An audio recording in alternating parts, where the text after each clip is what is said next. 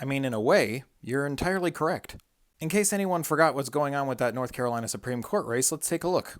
The Republicans recently lost a North Carolina Supreme Court race. They lost by 750 votes, so as a result, they're now trying to change the rules and toss out 65,000 of them. And that's because, like clockwork, every single time there is a contest and the Republicans lose, they suddenly want to toss out half the votes. Because the old saying is very true: when people don't vote, Republicans win. So they're trying to test the waters here and see what they can get away with.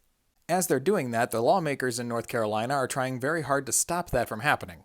They're trying to stop the votes from being thrown out just because the Republicans lost. And this is actually a great prototype for the SAVE Act.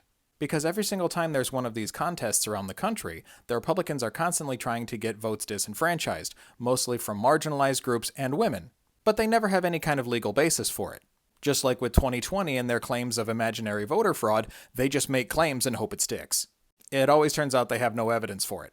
But the SAVE Act would actually give them the ability to do that, because then they could just be like, oh, well, this woman doesn't have a birth certificate and her married name doesn't match her maiden name, so sorry, she can't vote. It would prevent over 20 million people from legally voting. And this goes along with what I've been asking so much lately. Why do people vote for Republicans? They're horrible people. And they've repeatedly admitted they don't care about their own constituents. What have the Republicans or Trump done since they got in office? Nothing. Since the Republicans won the House in 2022, they've done nothing but investigate Joe Biden and try to stop trans people from being in sports. They've done nothing to help you or prices, gas prices, anything you said you cared about.